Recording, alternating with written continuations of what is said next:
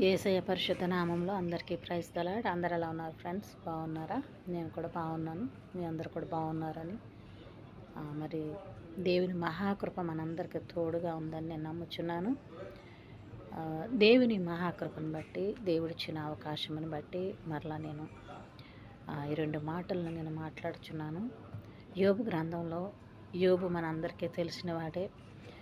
అయితే యోబుని బట్టి దేవుడు మాట్లాడిన మాట, యోబు యథార్థవంతుడును, నీతిమంతుడును, దేవుని ఎడల భయభక్తులు కలిగిన వాడును, చెడును విసర్జించిన వాడును అని గ్రంథంలో, యోబు గ్రంథంలో రాసి ఉంటుంది. మనం చదివేటప్పుడు మనం అవి ఉట్టి మాటలే కదా అని మనం చదువుతాం. కానీ అతను మనకు ఒక మాదిరికరమైన జీవితాన్ని, ఒక మాదిరికరమైన విశ్వాసాన్ని మనకు ఆయన చూపించాడు. అక్కడ యోబు అంతటి విశ్వాసి ఎవరు ఉండరని చెప్పి గ్రంథంలో లిఖించటం జరిగింది.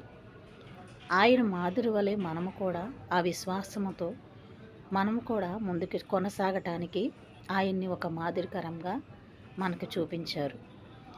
మరి ఇక్కడ యోబు ఎన్నో విధాలుగా మరి అనేక రీతిలుగా మరి తన బిడ్డలను కోల్పోయినప్పటికీ, తన కుటుంబాన్ని కోల్పోయినప్పటికీ, సమస్తాన్ని, ఆస్తులను, పనివారిని, మరి సమస్తమును కోల్పోయినప్పటికీ కూడా ఆయన దేవుని మీద విశ్వాసము చెదిరిపోలేదు.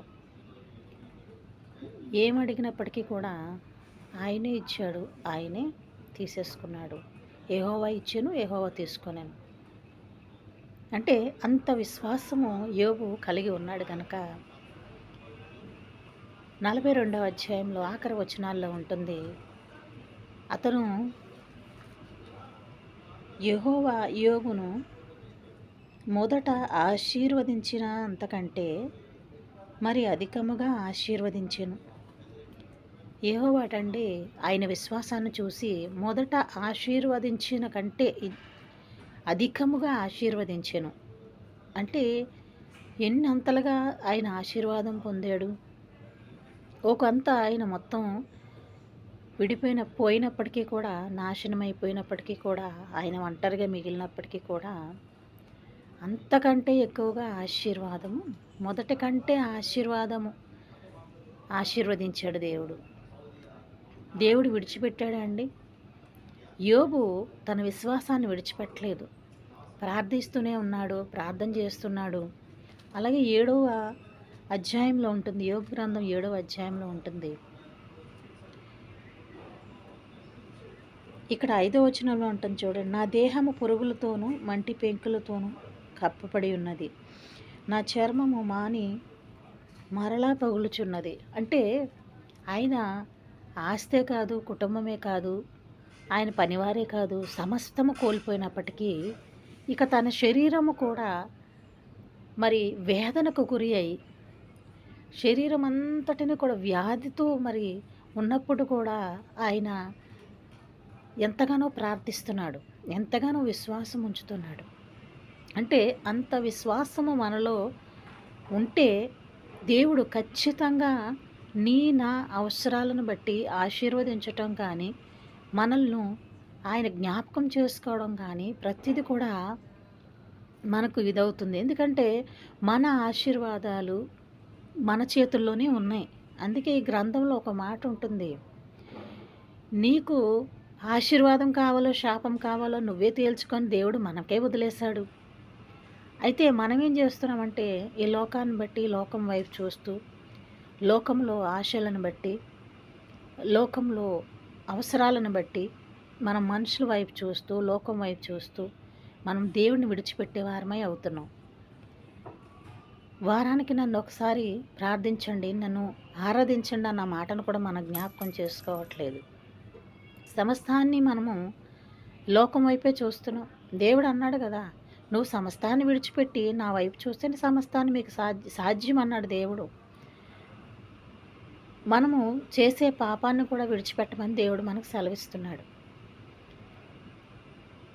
మన శరీరము మనము కంటి నుంచి అరికాలి వరకు కూడా, మన తల నుంచి అరికాలి వరకు కూడా అనేక పాపములు, తలంపులు కానీ, చూపులు కానీ, మాటలు కానీ, ప్రవర్తన కానీ, క్రియలు కానీ ప్రతి విషయాన్ని కూడా మనల్ని దేవుడు విడిచిపెట్టమంటున్నాడు. ఎందుకంటే నువ్వు సమస్తాన్ని విడిచిపెట్టి ఎప్పుడైతే దేవుని వైపు చూస్తావో, దేవుని అడుగుతావో, విశ్వాసంతో ఉంటావో, ప్రార్థిస్తూ ఉంటావో, అప్పుడు దేవుడు ఏం చేస్తాడంటే మొదట ఆశీర్వాదము కంటే అధికముగా ఆశీర్వదించే దేవుడు మన యేసయ్య. మరి యేసయ్య మనల్ని ఆశీర్వదించాలంటే ఈ లోకాన్ని, పాపాన్ని విడిచిపెట్టండి. ఈ లోకం వైపు చూడొద్దు, పాపం వైపు చూడొద్దు. ఎవరో ఏదో అన్నారు కదా అని తిరిగి నువ్వు జవాబు చెప్పాల్సిన అవసరం లేదు. ఎవరి కోసమో నువ్వు బ్రతకాల్సిన అవసరం లేదు. నీ కోసం, నీ కుటుంబం కోసం నువ్వు బ్రతుకు. నీ దేవుణ్ణి నువ్వు ఆరాధించు. నీ దేవుని వైపు నువ్వు చూడు, నువ్వు ప్రార్థించు. మనుషుల దగ్గరికి వెళ్ళి చేయి చాపి అది ఇది అని మనం అడగొద్దు. కానీ మనం అడిగే కొలది మనం ఎంత హీనమైన పరిస్థితి అంటే అది చెప్పలేని పరిస్థితి అది. కానీ అదే అడిగే సమయాన్ని నువ్వు దేవుని దగ్గర గడిపి, దేవుని దగ్గర ప్రార్థించి, దేవుని దగ్గర మొరపెట్టుకుంటే సమస్తాన్ని ఆయన తగిన సమయంలో దాన్ని సహాయం చేస్తాడు. ప్రతిది కూడా ఆశీర్వదించేది మన దేవుడే. ప్రతి విషయంలో తోడు ఉండేది మన దేవుడే. నడిపించేది కూడా ఆయనే. మనుషులు ఎవరు కూడా మనతో రారు. మనం చెప్పే మాటలు బట్టి కూడా మనకు సహాయము కలగదు. నువ్వు ఎంత ఇదిలో నాశనం అయిపోయి ఉన్నప్పటికీ కూడా నిన్ను మనిషి మాత్రం ఏమీ చేయలేరు. కానీ యెహోవాయే నీకు సహాయం చేయగలడు. యేసయ్యనే నీకు తోడుగా ఉండగలడు. ఎందుకంటే ఆయన తండ్రి, కుమార, పరిశుద్ధాత్మగా మన కొరకు ఈ లోకాన్ని ఆయన చేతుల్లో పెట్టుకుని దేవదూతలకు లేని ధన్యత మనకు ఉందండి. ఆయన స్వరూపమందు మనల్ని తయారు చేశాడు. అయితే మహిమ ఒక్కడ తక్కువ, కానీ ప్రతిది కూడా ఆయన రూపంలో మనల్ని మార్చివేశాడు. యేసయ్య మన రూపాన్ని ఆయన రూపంలోనికి మార్చబడటానికే ఆయన ఈ లోకానికి వచ్చి తన రక్తాన్ని చిందించి మన పాపంలో నుంచి విడిపించాడు, శాపంలో నుంచి విడిపించాడు, బంధకాల నుంచి తప్పించాడు. ఏ దేవుడు కూడా ఏ సహాయము చేయగలిగిన వాడు కాదు. కానీ నా యేసయ్య మాత్రం ఈ సమస్తాన్ని సాధించగలడు, సమస్తాన్ని మనకు దయచేయగలడు. విశ్వాసం ఎప్పటికీ కూడా మనము కోల్పోవడానికి వీల్లేదు. నువ్వు ప్రార్థిస్తున్నావా? నీ ప్రార్థన దేవుడు అంగీకరిస్తాడు. నీ ప్రార్థన ఖచ్చితంగా నేను ఆశీర్వదిస్తాడు. కానీ కష్ట సమయంలో, నష్ట సమయంలో నువ్వు ధైర్యంగా ఉండు. విశ్వాసం కోల్పోవద్దు. నీ ఆశని, ఆశీర్వాదాన్ని కోల్పోవద్దు. ప్రతిది కూడా మనము పట్టుదలగా మనం ప్రార్థించి, పట్టుదలగా యేసయ్య వైపు చూస్తే సమస్తాన్ని కూడా మనకు దయచేస్తాడు. ఆశీర్వాదం మన చేతుల్లోనే ఉంది, శాపం మన చేతిలోనే ఉంది. నువ్వు సమస్తాన్ని విడిచిపెడితే దేవుడు ఖచ్చితంగా సహాయం చేస్తాడు.